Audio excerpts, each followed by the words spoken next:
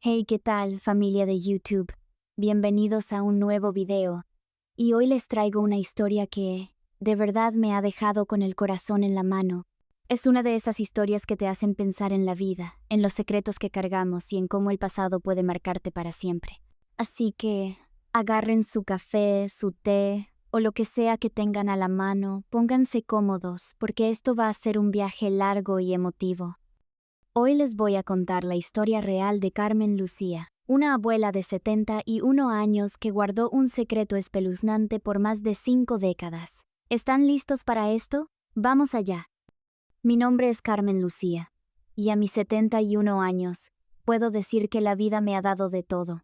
Alegrías, dolores y secretos que pesan como una mochila llena de piedras. Mis articulaciones duelen con la edad, y a veces mi memoria falla para recordar qué hice ayer, pero el pasado... ¡Ay! El pasado está tan vivo en mi mente como si hubiera pasado la semana pasada. Hay cosas que uno carga en el alma por tanto tiempo que se vuelven parte de ti, como un callo en las manos de quien trabaja la tierra. Durante años guardé un secreto que me quemaba por dentro. ¿Por qué decidí contarlo ahora? Bueno, tal vez porque el tiempo pasa volando, y si no lo cuento, esta historia se va a ir conmigo a la tumba. Y hay historias que no pueden quedarse en silencio para siempre. ¿Saben cómo se siente eso? A veces me pregunto si Dios me habrá perdonado por callar tanto tiempo, o si entenderá que algunas heridas necesitan tiempo para cicatrizar antes de mostrarlas al mundo. Nací y crecí en un pueblo pequeño en el interior de Minas Gerais, en Brasil, un lugar chiquito, de esos donde todos se conocen, y donde mi familia tenía un negocio que, bueno, no era precisamente el más popular entre los niños. Nuestra casa estaba pegada a una funeraria, separada solo por una puerta que siempre estaba cerrada con llave, pero yo, con mi curiosidad de niña, pronto aprendí a abrirla sin hacer ruido. La funeraria era el negocio familiar, fundado por mi abuelo Ananías en los años 20. Y luego mi padre, Antonio, se hizo cargo como preparador de difuntos. Todos en el pueblo conocían nuestro hogar como la casa del último adiós. Suena poético, ¿verdad? Pero vivir ahí no era nada fácil. La casa en sí era sencilla, con un pasillo largo que llevaba a la cocina, 3 habitaciones, una para mis padres, otra para mí y la tercera para mis hermanos. Un comedor y una sala de estar donde recibíamos las pocas visitas que se atrevían a venir. Las paredes eran gruesas, el piso de madera crujía con cada paso, delatando a cualquiera que caminara de noche. Las ventanas tenían persianas de madera que golpeaban fuerte cuando había viento. Afuera, teníamos un patio grande con un árbol de jabuticaba, otro de pitanga, el huerto de mi mamá y un corral con 2 cerditos, que bueno, se convertían en chorizos a fin de año. Pero, aunque el patio era un lugar de vida, el resto de la casa siempre tuvo un aire pesado, como si cargara el peso de los que ya no estaban. Crecer en una funeraria marcó mi infancia de una manera que no se pueden imaginar. Los otros niños del pueblo tenían miedo de jugar en mi casa. En la escuela, susurraban cuando yo pasaba por los pasillos. «Ahí va la niña de los muertos», decían, pensando que no los escuchaba. Mi madre, a quien todos llamaban Sida, siempre me decía: «No les hagas caso, hija, es pura ignorancia. Lo que hacemos es un servicio honorable. Alguien tiene que cuidar de los muertos para que las familias puedan despedirse con dignidad». Y tenía razón, pero eso no hacía que las miradas y los cuchicheos dolieran menos. Éramos 5 en casa. Mi padre, mi madre, yo, mi hermano Teodoro, que era 2 años mayor que yo, y mi hermano menor, Chiquiño, que nació cuando yo ya tenía casi 11 años. Papá era un hombre serio, de pocas palabras, pero muy respetado en el pueblo. Cuando caminaba por la plaza los domingos después de misa, los hombres se quitaban el sombrero en señal de respeto. Mamá, en cambio, era todo lo contrario, habladora, cálida, siempre con una sonrisa en la cara. Fue ella quien me enseñó a bordar, a cocinar y, sobre todo, a tener fuerza para soportar las miradas torcidas de la gente. Teodoro, mi hermano mayor, Era callado como papá, pero tenía una mirada extraña, una intensidad que ahora, mirando atrás, debería haberme alertado. Siempre observaba todo con demasiada atención, hacía preguntas sobre los muertos y quería ayudar a papá a preparar los cuerpos desde muy pequeño. En ese entonces, todos pensaban que era vocación para el negocio familiar. ¡Qué equivocados estábamos! La funeraria tenía un olor peculiar, una mezcla de formol, flores y cera de velas que se impregnaba hasta en nuestra ropa. Por las noches, yo escuchaba los sonidos de las herramientas de mi padre trabajando en la sala de preparación, el tintineo metálico, el arrastre de cajones, el ruido del agua corriendo.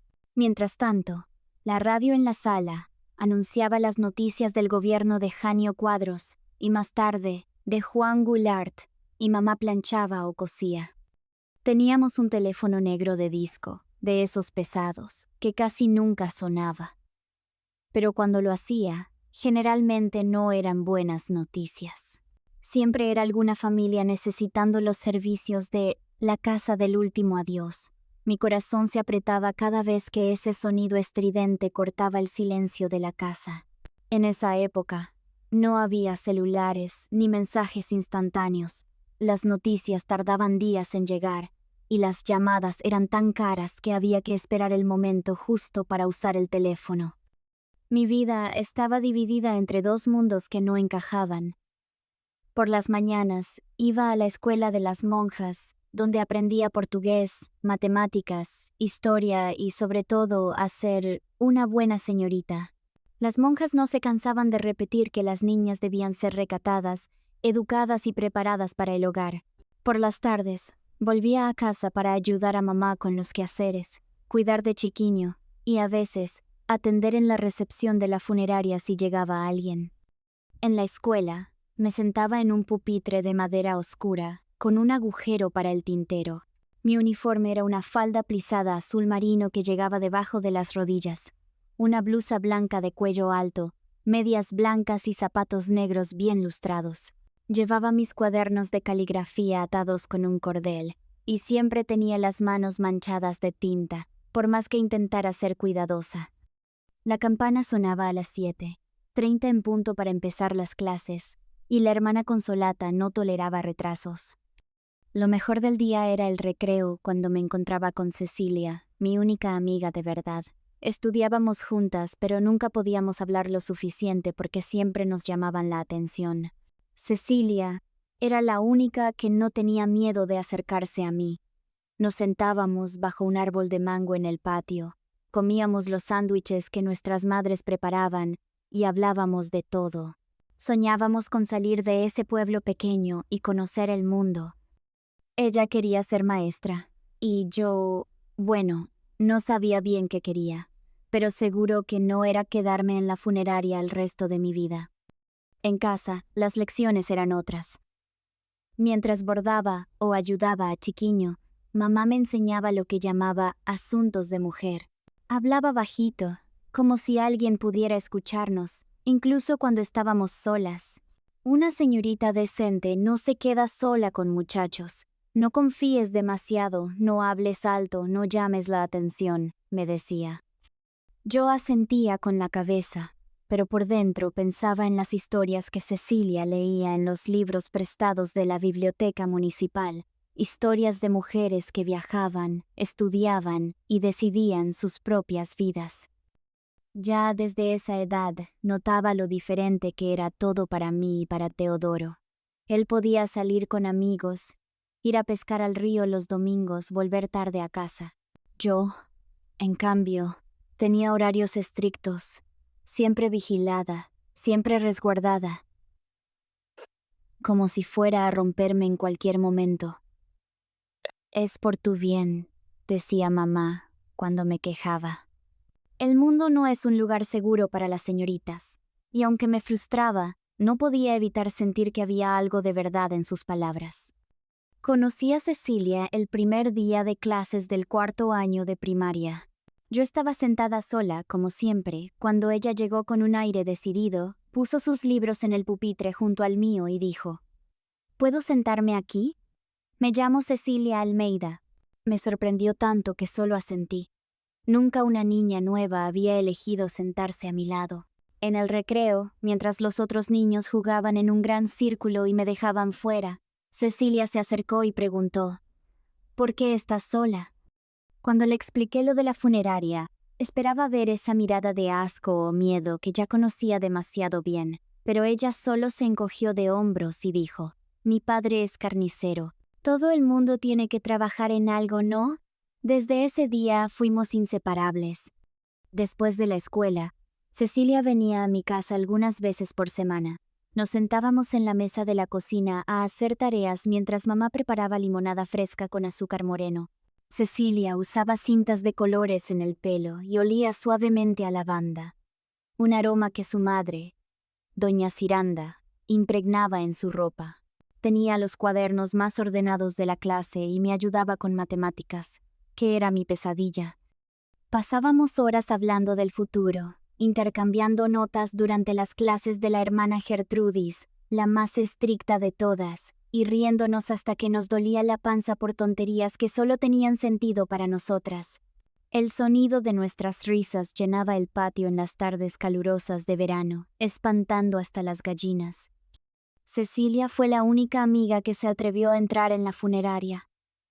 Una tarde, cuando no había ningún difunto, me pidió conocerla. Papá no se puede enterar, Dios me libre, pensé. ¿Cómo es que no tienes miedo?, le pregunté mientras ella observaba todo con curiosidad. Los muertos no hacen daño a nadie, Carmen. Son los vivos de los que hay que cuidarse, respondió con una sabiduría que parecía ir más allá de sus 12 años. En ese momento, Teodoro apareció de repente en la sala de velación. No debería estar ahí. Papá lo había mandado a buscar flores a la plaza. Se quedó parado en la puerta mirando a Cecilia de una manera que me incomodó. ¿Esta es tu amiga?, preguntó sin apartar los ojos de ella. Cecilia sonrió con educación, pero noté que se puso incómoda. Vamos al patio, dije, tomándola de la mano para alejarla de mi hermano. El tiempo pasó, y nuestra amistad se hizo más fuerte, pero la vida tenía otros planes para mi amiga. Cecilia empezó a toser. Al principio era una tos seca y molesta que disimulaba tapándose la boca con un pañuelo bordado por su abuela. Luego la tos empeoró. Empezó a faltar a clases una vez por semana, luego 2. Después de la escuela, yo iba a su casa a llevarle las tareas. Doña Ciranda le daba tés caseros de guaco con miel y le ponía compresas calientes en el pecho. Es solo una bronquitis, me decía para tranquilizarme, pero sus ojos decían otra cosa. Necesito hacer una pausa aquí, porque hay cosas que pasaron bajo nuestro techo de las que nadie hablaba. Era como si tuviéramos un pacto silencioso para fingir que todo estaba bien, especialmente cuando se trataba de Teodoro. Una vez, mientras servía café a los familiares de un difunto, lo vi parado en un rincón, observando a la nieta del fallecido, una muchacha de unos 17 años. No era una mirada normal de condolencia o respeto. Era una mirada que helaba la sangre. Cuando se lo comenté a mamá después, ella solo dijo: no inventes cosas, niña. Tu hermano solo estaba siendo educado, pero yo sabía que no era solo eso. Teodoro desaparecía por las noches. A veces, me despertaba con el crujir del piso de madera y, por la rendija de la puerta, veía a mi hermano volver a casa cuando el cielo ya empezaba a clarear. Una vez le pregunté a dónde había ido. No es asunto tuyo, entrometida, respondió, apretándome el brazo con fuerza hasta dejarme marcas. Yo tenía 13 años cuando empecé a notar esos intercambios de miradas entre papá y mamá.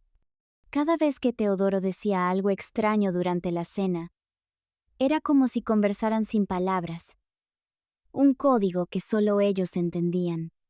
Teodoro guardaba un cajón bajo llave en la cómoda que compartía con Chiquiño. Una vez, mientras él trabajaba con papá, intenté abrirlo con un gancho, como había visto en las películas del cine para todos que proyectaban los domingos en la plaza. Dentro encontré recortes de periódicos sobre accidentes y tragedias, especialmente de mujeres jóvenes.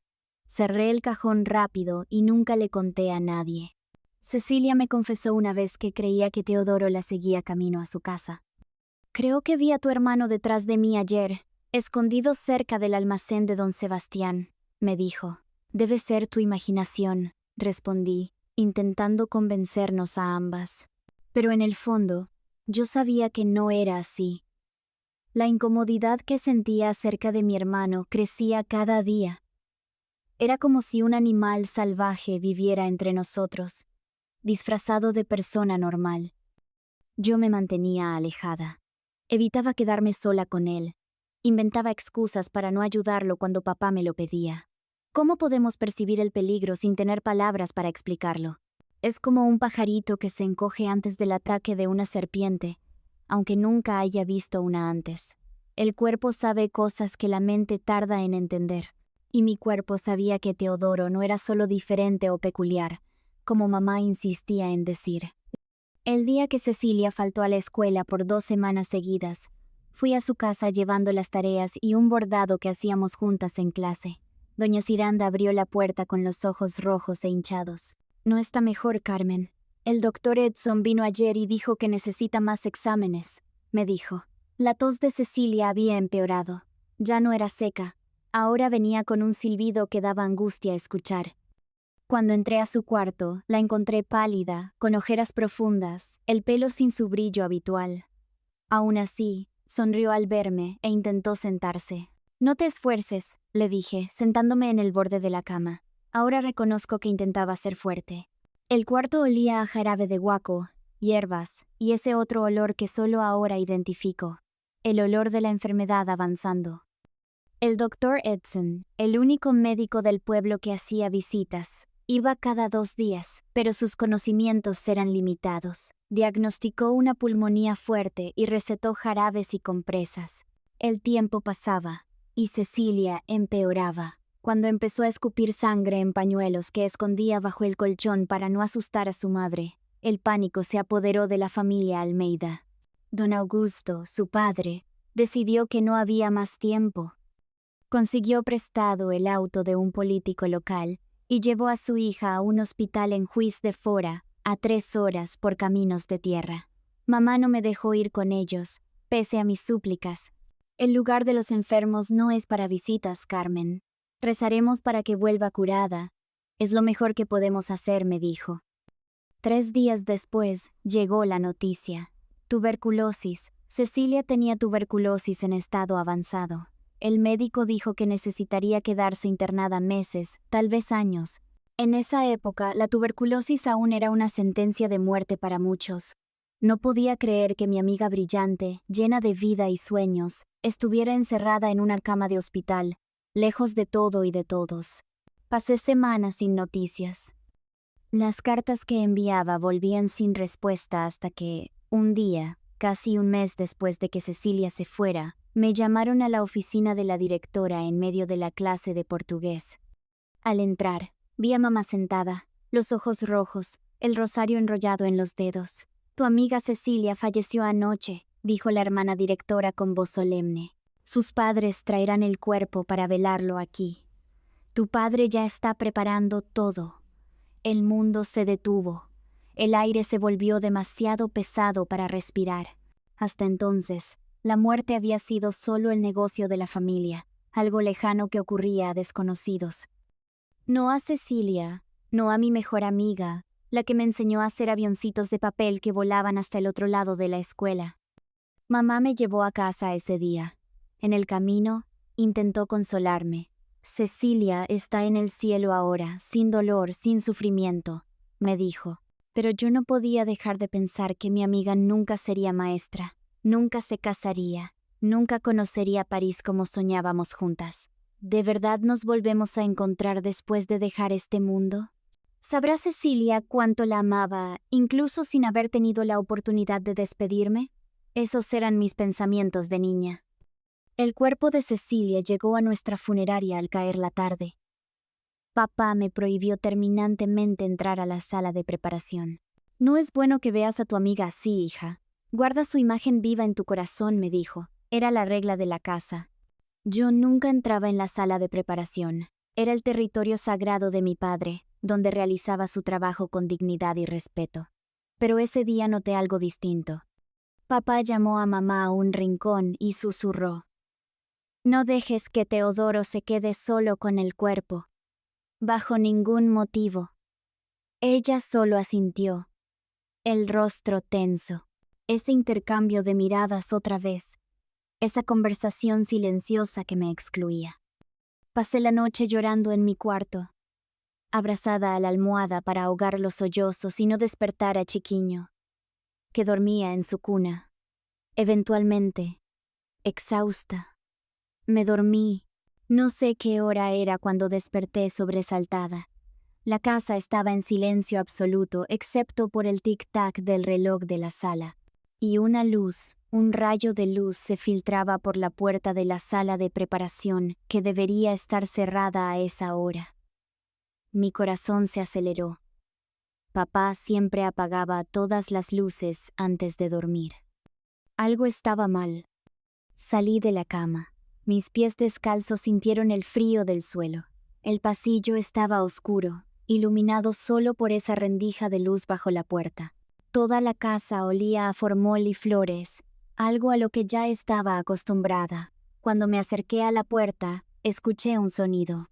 No era el ruido de las herramientas de papá, era otra cosa, un sonido ahogado, como gemidos. La curiosidad y el miedo luchaban dentro de mí. Una parte quería correr de vuelta a la cama, esconderme bajo las cobijas y fingir no haber escuchado nada, pero la otra parte necesitaba saber. Giré la manija lentamente, tratando de no hacer ruido. La puerta crujió levemente. La abertura era pequeña, pero suficiente para ver el interior de la sala. Lo que vi en ese momento cambió mi vida para siempre. Teodoro estaba allí, inclinado sobre el cuerpo de Cecilia, haciendo cosas que apenas entendía, pero que instintivamente sabía que eran horriblemente mal. Cecilia, desnuda, expuesta, con mi hermano encima. Sin pensarlo, empujé la puerta con fuerza. «¿Qué estás haciendo?», grité, la voz temblorosa de odio y asco.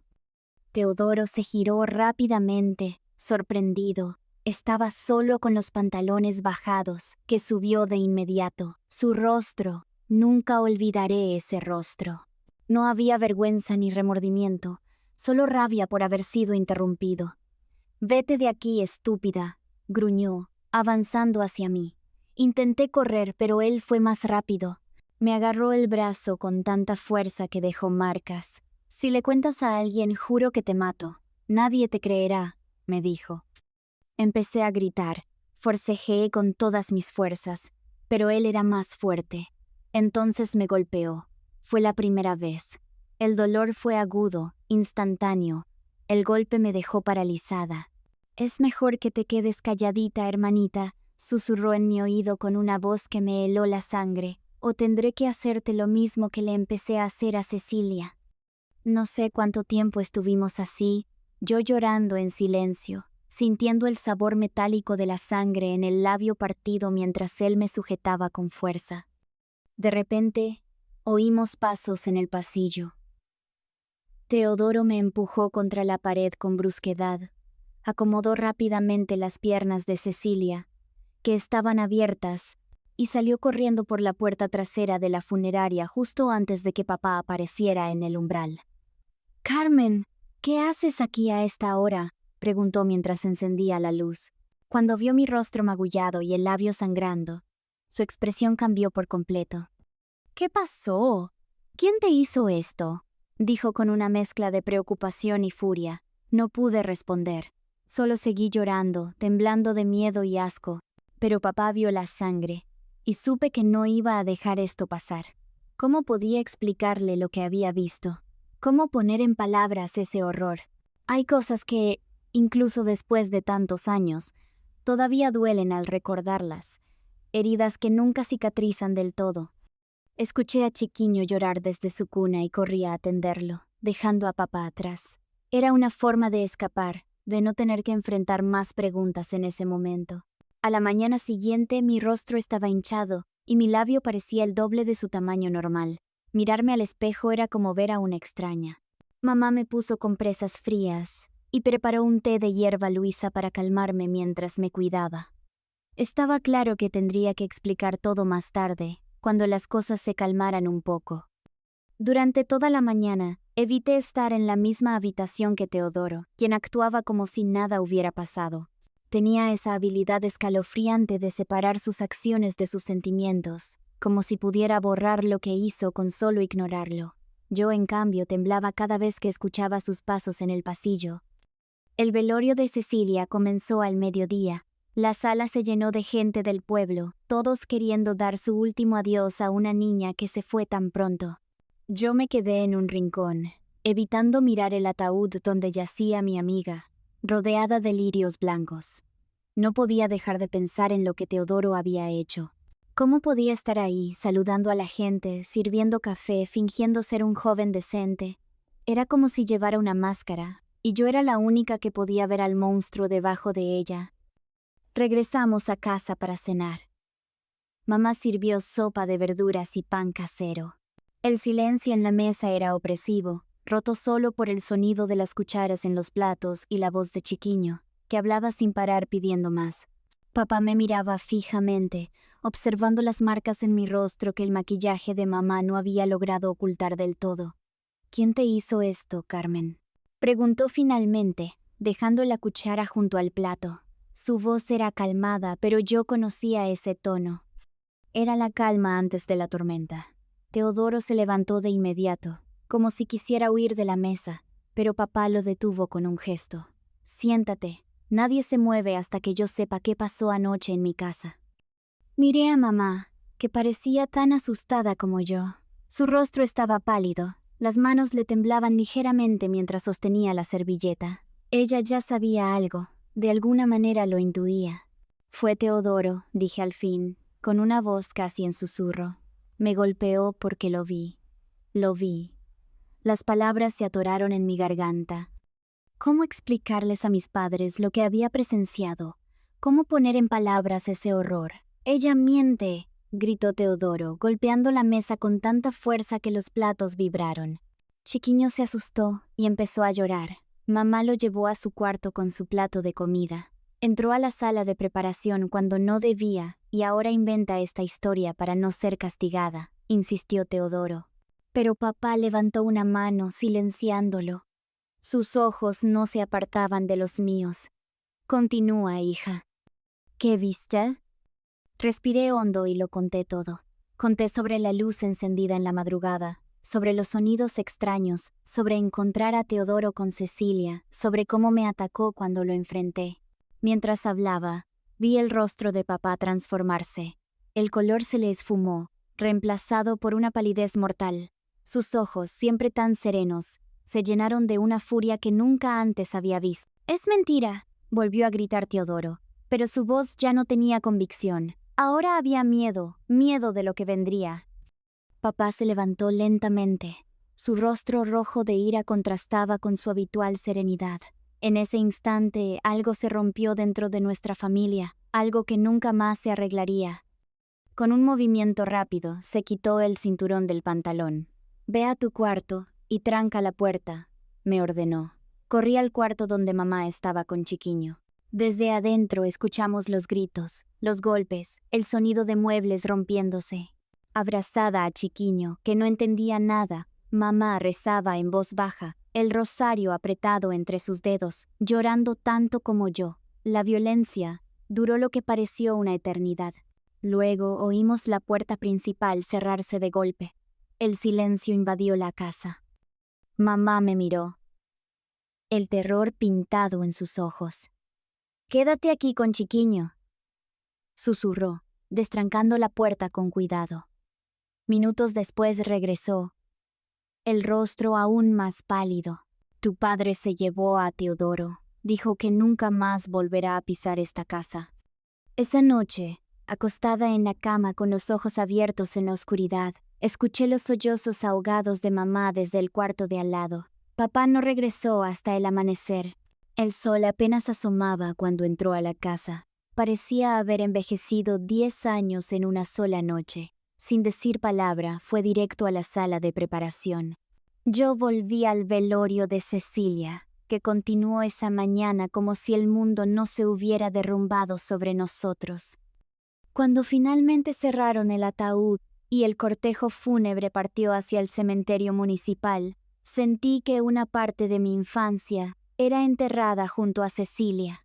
La niña que fui, inocente, soñadora, también había muerto esa noche. Una semana después del entierro, papá llamó a mamá y a mí a una conversación seria en la sala. Chiquiño dormía, ajeno a las tempestades que sacudían a nuestra familia. Teodoro no volverá a esta casa, dijo papá, la voz firme, pero los ojos revelando un dolor profundo. Está internado en un lugar donde pueden ayudarlo. ¿Internado? ¿Dónde, Antonio?, preguntó mamá, los ojos rojos de tanto llorar. En un hospital para personas como él, en Barbacena, lejos de aquí. Incluso con mis 14 años, yo sabía lo que ese lugar significaba. Era a donde enviaban a los perturbados, a los locos, a los que la sociedad quería olvidar. Nadie que entraba allí salía igual, si es que salía.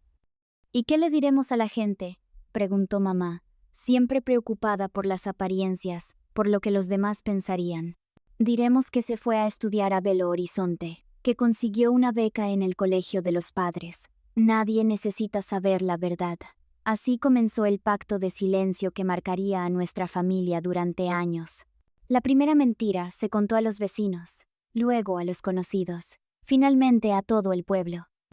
Teodoro, el hijo prometedor del dueño de la funeraria, se había ido a estudiar a la capital. Se preparaba para ser médico. Una historia tan bonita, tan convincente, que a veces yo misma casi la creía. Los meses pasaron y luego empezaron a llegar las cartas. Sobres sencillos dirigidos a papá. Nunca los abría frente a nosotros. Se encerraba en su estudio para leerlos y después los quemaba o los guardaba en un cajón que mantenía bajo llave. Nunca respondió a ninguna. Está pidiendo volver. Escuché que papá le decía a mamá una noche cuando creían que yo dormía. Dice que está arrepentido, que fue solo un error. ¿Y qué vas a hacer? Quiero a mi niño de vuelta. La voz de mamá era un susurro quebrado. No entiendes la gravedad. Amenazó a su propia hermana. Lastimó a Carmen. Es peligroso. Lo sabes tan bien como yo. Así que ellos también lo sabían. Sabían algo que yo ignoraba en ese entonces. 2 años pasaron. Yo acababa de cumplir 16, cuando papá me llamó a su estudio. Estaba sentado tras el escritorio de caoba, las manos cruzadas sobre la superficie pulida. Parecía mayor que sus 45 años. El pelo ya completamente gris en las sienes. Arrugas profundas marcando su rostro. Siéntate, Carmen, dijo, señalando la silla frente a él. Debemos hablar de tu futuro. Obedecí con el corazón acelerado. Las conversaciones serias con papá rara vez traían buenas noticias. ¿Conoces al señor Oliveira, el dueño de la mercería? Asentí. ¿Quién no conocía al señor Oliveira? Uno de los hombres más prósperos del pueblo. Tiene un hijo, Joaquín, un muchacho de buena familia, trabajador, honesto. Tiene 22 años y ya maneja su propio negocio. Mi estómago se encogió. Sabía hacia dónde iba esto. Hablé con el señor Oliveira y coincidimos en que ustedes dos harían un buen matrimonio. Joaquín busca esposa y tú ya estás en edad de casarte. Pero papá, ni siquiera conozco a ese muchacho, protesté, la voz temblorosa. Lo conocerás. El domingo viene a almorzar aquí. No era una petición, era una orden. En nuestra casa, la palabra de papá era ley. Especialmente después de lo ocurrido. El domingo, Joaquín Oliveira llegó puntual al mediodía. Era más alto de lo que imaginaba, con el pelo castaño bien peinado y ojos verdes que parecían sonreír, incluso cuando su rostro estaba serio.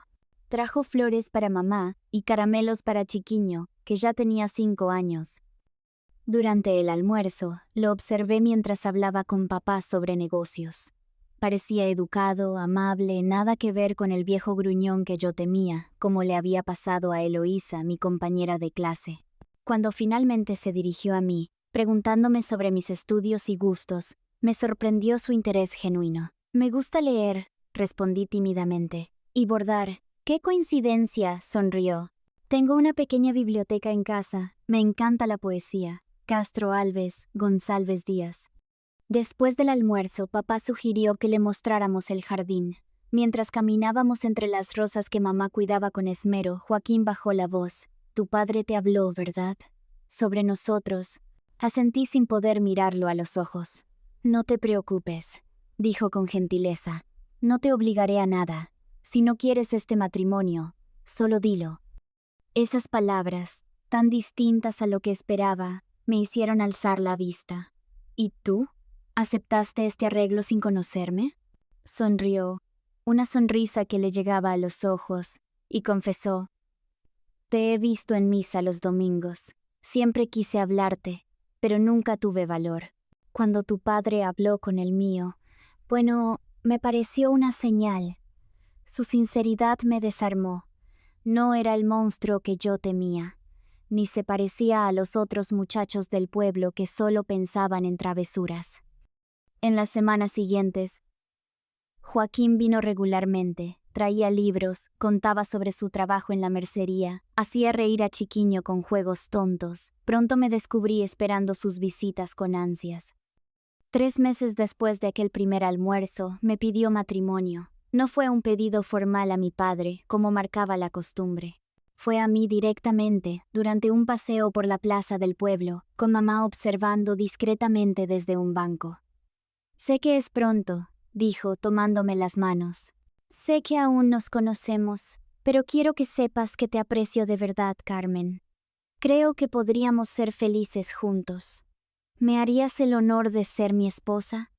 Miré a ese muchacho amable y sincero, tan distinto al horror que había conocido en mi propia casa, y sentí el anhelo de una vida nueva, lejos de los fantasmas de la casa del último adiós.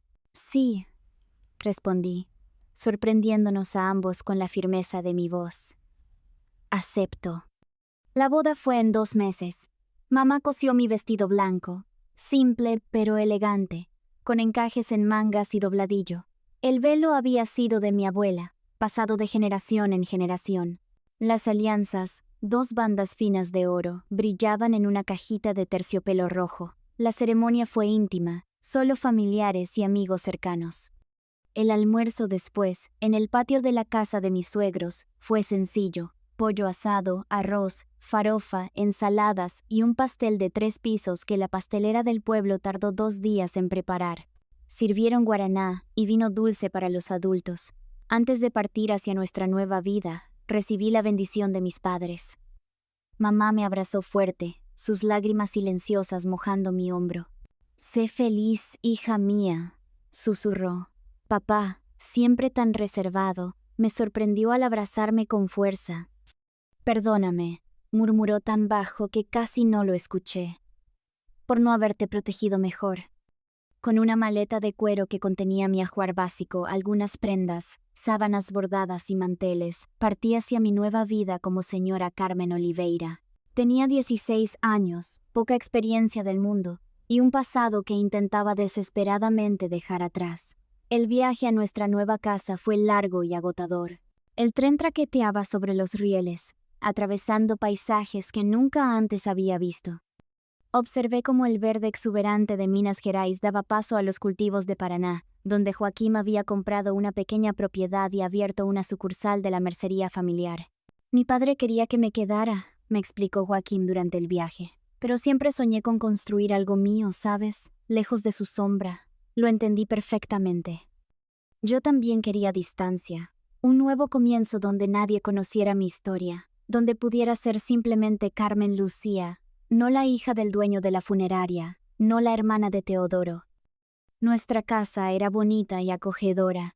2 habitaciones, una sala, cocina y un patio trasero donde Joaquín pronto empezó a planear un huerto. No era grande como la casa donde crecí, pero era nuestra, y eso marcaba la diferencia. Y fue en esa casa donde tuvimos nuestra noche de bodas. Joaquín, hombre cariñoso, me amó con ternura y respeto. Fue un sueño. No tengo de qué quejarme. Los primeros días fueron de adaptación. El acento de la gente era distinto. La comida llevaba especias que no conocía. Las costumbres variaban sutilmente de las mías en Minas. Pero Joaquim era paciente, me presentaba a todos, me ayudaba a acomodarme. Por las noches, acostada a su lado en nuestra cama matrimonial, sentía tanto amor por ese hombre, y al mismo tiempo, miedo de que muriera. Algo que creo nunca habría pensado si no hubiera crecido en aquel lugar que ya conocen. 11 meses después de la boda nació nuestro primer hijo, Antonio, en honor a mi padre. 2 años más tarde llegó María, y 3 después José, nuestro Benjamín. La casa, antes tan silenciosa, se llenó de llantos, risas y peleas entre hermanos. Las cartas de mamá llegaban cada 15 días.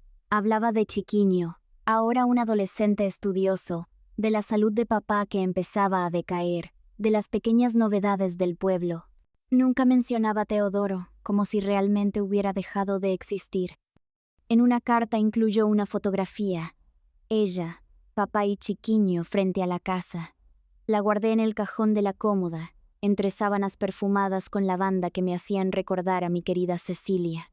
A veces tomaba la foto y la miraba fijamente, buscando en el rostro de mamá algún rastro de felicidad, de paz. La vida seguía su curso tranquilo. Joaquim prosperaba en los negocios. Yo cuidaba de la casa y los niños. Construimos una vida normal, común, exactamente lo que siempre quise. Pero los sueños nunca me abandonaron. En esa época nunca le había hablado a Joaquim sobre Teodoro. Para él, como para todos, mi hermano estaba estudiando. Con los años instalamos teléfono en casa y empecé a llamar a mamá. También hablaba con Chiquiño, aunque papá era el que menos conversaba. Fue en una de esas llamadas que llegó la noticia más terrible. Una lluviosa tarde de agosto de 1986. La voz quebrada de mamá resonó al otro lado de la línea. Tu padre falleció, Carmen. Un infarto. Fue rápido, no sufrió. El mundo pareció detenerse. Papá, ese hombre fuerte que enfrentó tantas cosas, que literalmente convivía con la muerte a diario, ahora había sucumbido a ella. Sentí una ola de emociones contradictorias. Tristeza, alivio, arrepentimiento, culpa. Tantas conversaciones pendientes, tantas palabras no dichas. Iremos al funeral, dijo Joaquim en cuanto colgué. Prepararé el auto. Saldremos mañana temprano. El viaje de regreso en nuestro Chevrolet azul fue silencioso. Los niños, ahora de 15, 13 y 11 años, percibían la gravedad del momento. Antonio, el mayor, tan parecido a su padre en temperamento, me sostenía la mano de vez en cuando. Ellos nunca habían estado allá. Mis suegros, cuñados y mamá con Chiquiño nos habían visitado unas 3 o 4 veces en todos esos años. Papá solo vino una vez. Llegar al pueblo después de tanto tiempo fue extraño. Algunas cosas habían cambiado. Construcciones, nuevas calles pavimentadas, pero la esencia seguía igual. Cuando el auto se detuvo frente a la casa del último adiós, sentí un nudo en el pecho. Ahí estaba ella, exactamente como en mis recuerdos, solo que más envejecida. La pintura descascarada en algunos lugares, el letrero menos brillante. Mamá nos esperaba en la puerta, el cabello ahora canoso. A su lado, Francisco, como prefería que lo llamaran. Era ya un hombre de 21 años, alto, delgado, con los mismos ojos de papá. La ironía no escapó a mi atención. Papá, que había pasado décadas preparando a los muertos para su descanso final, ahora yacía en uno de sus propios ataúdes preparado por manos ajenas. Me acerqué al féretro con pasos vacilantes. Papá parecía en paz, más sereno de lo que jamás lo había visto en vida. Su cabello, ahora completamente blanco, estaba bien peinado. Vestía su traje negro favorito, el que solo usaba en ocasiones especiales. Sobre su pecho cruzado estaba su rosario de madera oscura, el mismo que heredó de su abuelo. En su dedo, la alianza que nunca se quitó, ni siquiera para trabajar. Un retrato de su juventud había sido colocado en una mesa cercana junto a un arreglo de lirios blancos. Durante el velorio muchos se acercaron a mí, viejos vecinos, conocidos de la iglesia. Varios comentaban cuánto había cambiado, lo elegante que me veía ahora. Algunos preguntaron por Teodoro. Repetí la mentira ensayada. Mi hermano no pudo venir. Está viviendo en el extranjero. Al día siguiente, papá fue enterrado en el cementerio municipal, bajo una llovizna fina que parecía reflejar la melancolía del momento. El sacerdote habló de su dedicación a la familia, su trabajo honorable, su fe inquebrantable. Nadie mencionó las sombras, los secretos, los silencios que marcaron a nuestra familia. ¿Cómo podrían haberlo hecho? De vuelta en la casa familiar, ahora extrañamente vacía sin papá, nos sentamos en el comedor. Mamá, Francisco, Joaquín, yo y los niños. ¿Y ahora, madre? ¿Qué pasará con la funeraria? ¿Con usted y Francisco? Pregunté finalmente. Esa noche, después de que los niños se durmieran, mamá me llamó a su habitación. Nos sentamos al borde de la cama que había compartido con papá durante casi 50 años. En la mesita de noche, el mismo reloj que marcaba las horas cuando yo era pequeña, el mismo rosario enrollado al pie de la imagen de la Virgen. Necesito contarte algo, Carmen, dijo en voz baja para no despertar a nadie. Sobre Teodoro. Mi corazón se heló. Era un nombre que había intentado borrar de mi mente por años. Murió hace 5 años en el hospital. Sentí un sabor amargo. Saberlo dolía, pero escuchar la voz de mamá, quebrada, llena de una tristeza que partía. El silencio se instaló entre nosotras, pesado como una nube negra. Mamá rompió el hielo con su voz quebrada. Era un enfermo, Carmen. Quizás siempre lo fue. Eso creímos. Sus palabras resonaban en mi cabeza mientras intentaba procesar todo lo que acababa de escuchar. La revelación sobre Teodoro, sobre lo que papá y mamá sabían, era como un golpe que me dejaba sin aire. Ahora dime tú, ¿qué piensas? ¿Crees que ese ambiente entre difuntos lo volvió así? Me preguntó con los ojos aún rojos de tanto llorar. Pedí un momento para pensar. Era un tema delicado, incluso décadas después. No sabía qué responder. ¿Era el entorno de la funeraria lo que había torcido a Teodoro? ¿O había algo roto dentro de él desde siempre? No tenía respuestas, solo más preguntas y un dolor que parecía no tener fin. Esa noche, mientras mamá dormía exhausta, yo me quedé despierta, mirando el techo, pensando en Chiquiño, que creció protegido de esta verdad. Mis hijos y nietos, que nunca conocerían esta sombra familiar, también pasaron por mi mente, y por primera vez en años lloré por Teodoro. No por el monstruo en que se convirtió, sino por el hermano que perdí mucho antes de saber toda la verdad. Por el niño que jugó conmigo en el patio, que me contó cuentos antes de dormir, que me peinaba el cabello con ternura. Él era muy querido en nuestra infancia. Nunca me había pegado, solo en aquel momento de horror. Esos recuerdos chocaban con las imágenes de lo que hizo después, y no sabía cómo reconciliarlas. Era como si 2 personas vivieran dentro de él, y yo solo conocía una por un tiempo. Esta historia que acabo de compartir ha reposado en mí por más de 50 años, como una piedra en el fondo de un río, quieta, inmóvil, pero siempre presente. Cuando mi madre falleció, rodeada de nietos y bisnietos, sentí que ese secreto ya no podía quedarse solo conmigo. Era demasiado pesado para cargarlo sola. Primero decidí compartirlo con Joaquín, mi compañero de décadas. Me escuchó en silencio, sosteniendo mis manos arrugadas entre las suyas. Lloró conmigo. Dijo que siempre había sentido que algo muy grave pesaba sobre mí, una sombra que a veces cruzaba mi mirada sin que yo pudiera explicarlo. Su apoyo me dio el valor que necesitaba para dar el siguiente paso. Luego me animé a contárselo a nuestros hijos. Antonio, María y José se sentaron en la sala de nuestra casa, confundidos por la seriedad del momento. Mi hermano Chiquiño, ahora Francisco, también estaba presente con su esposa a su lado. Cuando comencé a hablar, el silencio en la sala era tan denso que se podía cortar con un cuchillo. Todos sabían que por fin estaba lista para revelar algo que, como Joaquín había intuido, era realmente grave. Les conté todo sobre la casa del último adiós, sobre Teodoro, sobre Cecilia, sobre los secretos ocultos tras las paredes de ese lugar que un día llamé hogar. Les hablé de las cartas, de las confesiones, del horror que mi padre escondió para protegernos a todos. Chiquiño escuchó con los ojos muy abiertos, las manos temblorosas. Recuerdo a nuestros padres siempre tristes cuando era pequeño, dijo al final, con la voz entrecortada. Pero no recuerdo a nuestro hermano mayor. Es como si nunca hubiera existido para mí. Sus palabras me dolieron porque era cierto. Habíamos borrado a Teodoro de nuestras vidas, de nuestras conversaciones, como si al no mencionarlo pudiéramos hacer que desapareciera por completo.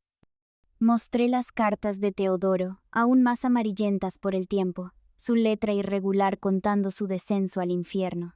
Las guardo hasta hoy en la misma caja de zapatos, junto a otras reliquias de un pasado que parece de otra vida. Decidí contar mi historia, porque recuerdo bien a mi madre después de aquel desahogo. Vivió más liviana, mejor, como si al compartir ese peso, parte de él se hubiera disipado en el aire. Y conmigo pasó lo mismo. Llevar secretos por tanto tiempo es como caminar con una mochila llena de piedras. Te acostumbras al peso, pero solo notas cuánto te doblegaba cuando por fin lo sueltas. Mis hijos lloraron, me abrazaron, dijeron que ahora entendían mis miedos, mis pesadillas ocasionales, esa sombra que a veces cruzaba mi mirada cuando algo me recordaba el pasado. Sus palabras me hicieron sentir que, aunque el dolor no desaparece, compartirlo lo hace más llevadero. Agradezco que existan espacios donde uno puede contar su verdad sin tener que exponerse por completo. Veo comentários de personas perguntando por que não revelamos nuestras identidades, por que não hablamos directamente frente à cámara. Pero entiendo a quienes, como yo, prefieren compartir sus historias de esta manera. Es liberador desahogarse sin tener que aparecer. Cuando salgo a la calle, nadie me señalará, nadie susurrará. Es esa la de la familia de los muertos, como pasaba en mi juventud. Puedo seguir siendo solo doña Carmen Lucía, abuela de 5 nietos, bisabuela de 3 niños hermosos. Tengo 71 años ahora. La vida me ha dado más de lo que jamás soñé cuando era esa niña asustada en la funeraria. Un buen esposo, hijos amorosos, una familia que crece y prospera. La oscuridad del pasado no pudo apagar la luz que encontré después, y quizás esa sea la lección que quiero dejarles. Los secretos tienen poder mientras permanecen ocultos. Traerlos a la luz no borra lo ocurrido, pero permite que la herida por fin empiece a sanar. Nos permite mirar atrás no solo con dolor, sino con la comprensión que solo el tiempo puede dar. Ahora, retrocediendo un poco, quiero contarles cómo fue que mi vida siguió después de que mamá se mudó cerca de nosotros en Paraná. Los primeros meses fueron de adaptación. Mamá tenía sus momentos de tristeza profunda, cuando se quedaba mirando por la ventana con esa mirada perdida que yo conocía tan bien. Pero también había alegría, especialmente cuando jugaba con mis hijos o le enseñaba a Daisy, la esposa de Chiquiño, recetas mineiras que nunca había probado, como un auténtico pão de queijo. Verla reír mientras amasaba la masa con Daisy era como un bálsamo para mi corazón. Era como si, poco a poco, estuviéramos reconstruyendo algo que se había roto hace tanto tiempo. El tiempo pasó y mis hijos crecieron, estudiaron, se casaron y me dieron nietos. Hoy tengo 5 nietos y 3 bisnietos. Una familia grande y ruidosa que llena nuestra casa en los almuerzos dominicales o en vacaciones. Joaquín y yo envejecimos juntos. Nuestras manos están más arrugadas, nuestros cabellos son blancos, pero el cariño que nos tenemos sigue siendo el mismo. A veces, cuando lo veo dormir a mi lado, agradezco en silencio por haber puesto en mi camino a un hombre tan bueno. Un hombre que me ayudó a construir una vida lejos de los fantasmas de la casa del último adiós. Pero no todo fue fácil. Hubo momentos en los que el pasado regresaba en forma de pesadillas. Me despertaba sudando, con el corazón acelerado, reviviendo esa noche en la sala de preparación. Joaquín siempre estuvo ahí para calmarme, para recordarme que eso ya había pasado, que estaba a salvo. Con los años, esas pesadillas se hicieron menos frecuentes, pero nunca desaparecieron del todo. Supongo que hay heridas que, aunque sanan, dejan cicatrices que duelen de vez en cuando. Volviendo a ese día en que mamá y yo leímos las cartas de Teodoro, recuerdo que después de esa conversación tan pesada, pasamos unos días en silencio, procesando todo. No volvimos a tocar el tema por un tiempo. Era como si hubiéramos abierto una caja que no podíamos cerrar de nuevo, pero tampoco sabíamos cómo lidiar con lo que habíamos encontrado dentro. Mamá guardó las cartas de nuevo en la caja de zapatos, y yo no pregunté más. Había cosas que, aunque ahora sabía, prefería no seguir removiendo. Mientras ayudaba a mamá a adaptarse a su nueva vida en Paraná, también revisamos juntas los papeles y recuerdos de la venta de la funeraria. Cada gaveta abierta, cada armario vaciado, parecía liberar no solo objetos, sino memorias.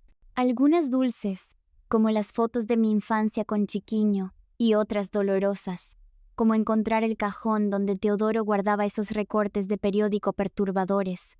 Estaba vacío ahora, y no pregunté qué había pasado con esas cosas. De hecho, ninguna de sus pertenencias estaba en la casa. Me quedé callada, temiendo la respuesta. Cuando vimos cómo la casa del último adiós se vaciaba, con los muebles cubiertos con sábanas y las cajas apiladas en el camión de mudanza, sentí una extraña mezcla de tristeza y liberación. Era el fin de una era, el cierre de un ciclo para todos nosotros. Mamá miró por última vez las ventanas, que ahora parecían ojos vacíos, y murmuró: «Esta casa conoció tanto dolor, pero también hubo alegría aquí. No puedo olvidar eso». Sus palabras se quedaron conmigo. A pesar de todo, hubo momentos buenos, y aferrarme a ellos era una forma de no dejar que la oscuridad lo consumiera todo. El nuevo dueño de la funeraria, un hombre joven de anteojos y sonrisa respetuosa, esperaba en el porche para recibir las llaves. «Mantendré el respeto que su padre tenía por los muertos», prometió mientras mamá le entregaba el llavero. No sé si lo dijo en serio o solo por cortesía, pero en ese momento sentí que dejaba ir una parte de mi pasado.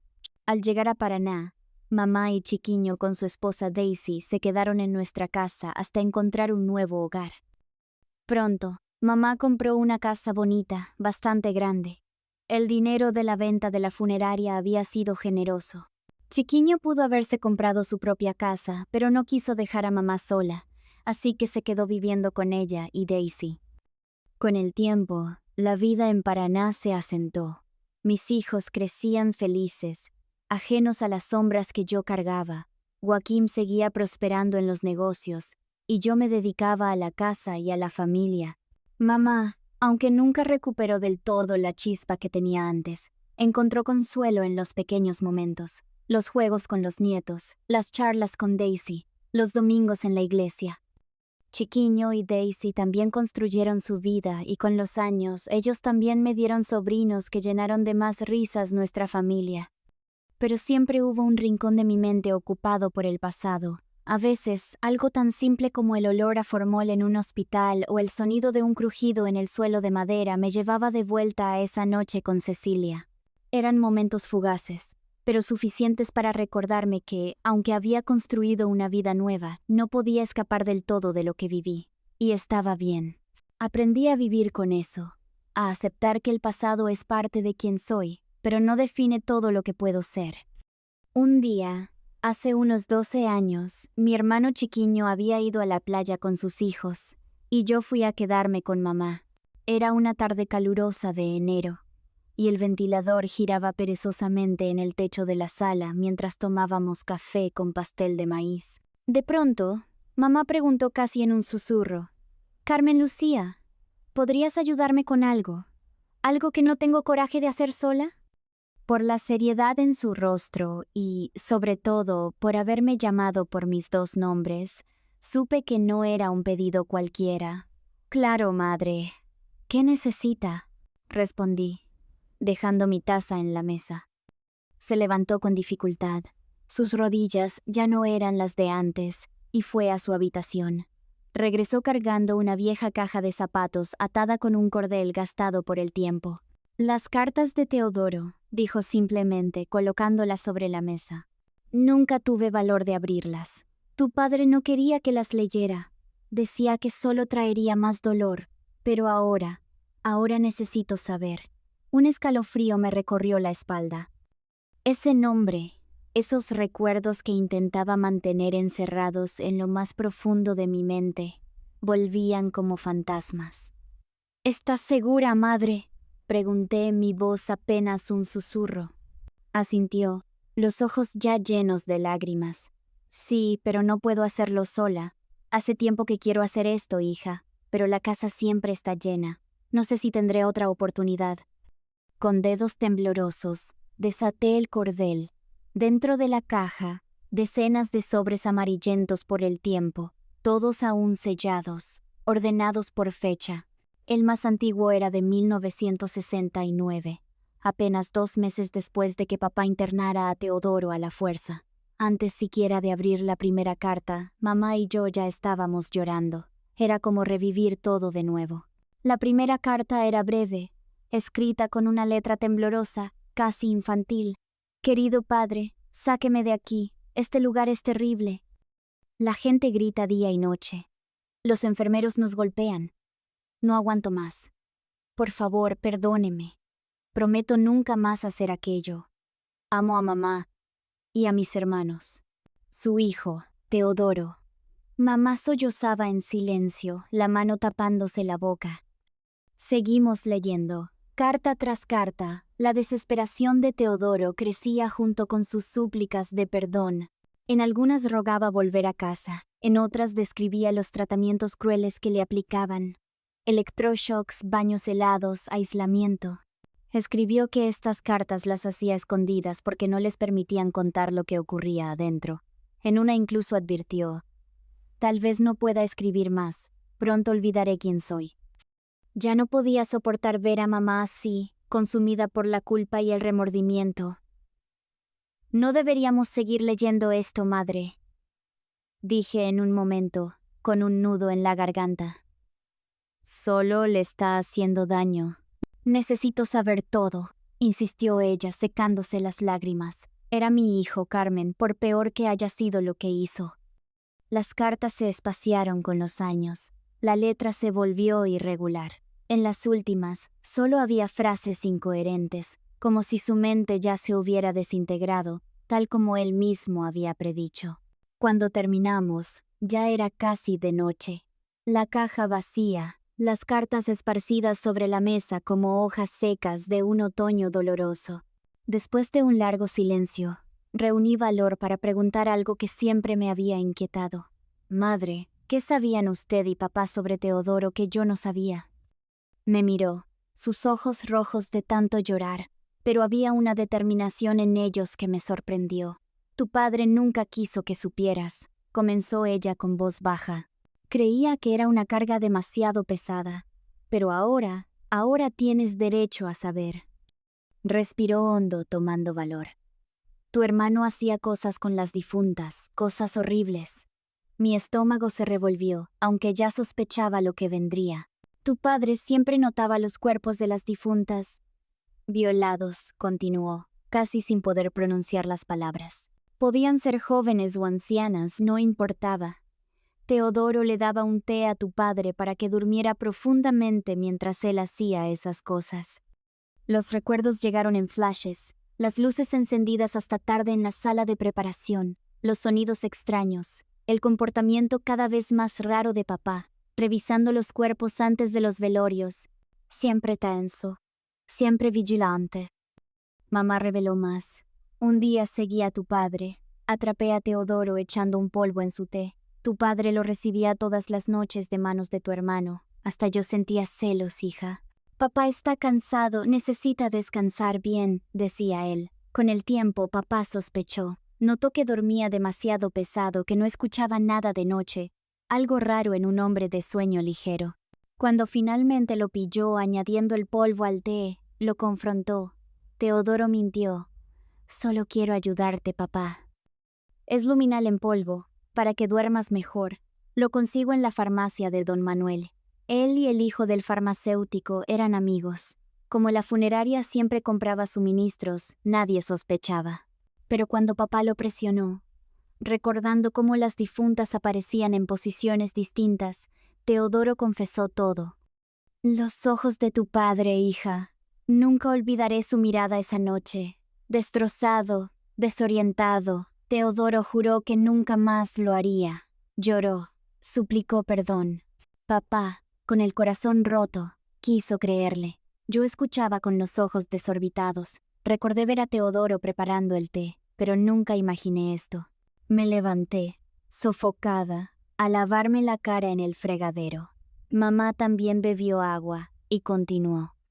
Pero luego vino el día en que lo sorprendiste con Cecilia, y cuando contaste todo en la cena, tu padre, furioso, golpeó a Teodoro. El resto ya lo sabes, hija. La revelación final llegó. Una noche, enojada con tu padre, dije que iría a buscar a mi hijo a la clínica. Entonces él me contó la verdad. Teodoro había confesado entre lágrimas y sonrisas desquiciadas que no podía parar, que deseaba que murieran más mujeres jóvenes, que disfrutaba especialmente con las vírgenes más apretadas. Por eso tu padre lo consideraba tan peligroso, Carmen. No solo por haberte lastimado a ti, sino por todo. Cubrí mi rostro con las manos. La náusea subió por mi garganta. Ahora todo tenía sentido. La furia de papá esa noche, su decisión de internar a Teodoro tan lejos. Era un enfermo, hija. Tu padre cargó ese peso solo. ¡Qué sufrimiento! No sé cuánto tiempo nos quedamos en silencio después de eso. El ventilador seguía girando. El calor de la tarde se hacía más pesado, pero yo sentía frío, un frío que venía de dentro. Mamá me miró, sus manos temblando mientras sostenía el pañuelo. Era mi hijo, Carmen. Por más monstruoso que haya sido lo que hizo, era mi hijo. En ese momento vi todo el dolor que mamá había cargado en silencio, el amor de madre que, a pesar de todo, no podía apagarse. Y ahora, como madre yo misma, lo entendía de una manera que no podía cuando era más joven. Me contó que papá fue al hospital y preparó el cuerpo de su hijo cuando murió. Luego, ella y Chiquiño asistieron a un entierro discreto, lejos de miradas curiosas. Pasamos unos días allí, dijo. Tu hermano Chiquiño nunca trabajó con papá en la funeraria. Después de lo ocurrido con Teodoro, papá decidió que siguiera otro camino. Claro, no podíamos saberlo entonces, pero creo que lo de nuestra familia fue una excepción, añadió, como intentando convencerse a sí misma. Sus palabras eran un intento de encontrar algún sentido, alguna explicación a tanto dolor. Ahora que papá había partido, no tenía sentido continuar con la funeraria. Con el corazón apretado, mamá decidió vender todo. Ya tengo un comprador interesado, el sobrino del doctor Edson. Cuando tu padre vivía, se ofreció como socio, pero él no aceptó. Me explicó. Me mudaré cerca de ti si Joaquín no se opone. Compraré una casa. Empezaré de nuevo. Todos quedamos impactados. Yo misma nunca lo hubiera imaginado, pero por supuesto aceptamos felices. Chiquiño no iría sin su novia, así que le pidió matrimonio para llevarla a Paraná. Joaquín regresó con los niños, que necesitaban volver a la escuela, y yo me quedé para ayudar a mamá con los preparativos de la venta. Revisamos papeles antiguos, documentos, fotografías, recuerdos. Cada objeto que encontrábamos era como un pedazo de historia que se iba con la casa. Había momentos en los que nos deteníamos a reír con alguna foto vieja o a recordar anécdotas de cuando éramos niños, pero también había silencios, momentos en los que el peso de lo que no se decía llenaba el aire. Aquella gaveta de Teodoro, donde encontré esas cosas perturbadoras de las que te hablé, estaba vacía. No pregunté, no quería saber. Solo quería cerrar ese capítulo de una vez por todas. Mientras veía cómo la casa se vaciaba, sentía que dejaba ir no solo un lugar, sino una parte de mí que ya no necesitaba cargar. Era como si, al soltar esas paredes, esos recuerdos físicos, pudiera finalmente empezar a soltar también el dolor que llevaba dentro. Mamá y yo nos mirábamos de vez en cuando, sin necesidad de palabras. Sabíamos lo que significaba ese momento. Era el fin, pero también un nuevo comienzo. Y así, con el tiempo, seguimos adelante. La vida en Paraná trajo nuevos retos, nuevas alegrías, y poco a poco, el pasado se fue quedando atrás, no olvidado,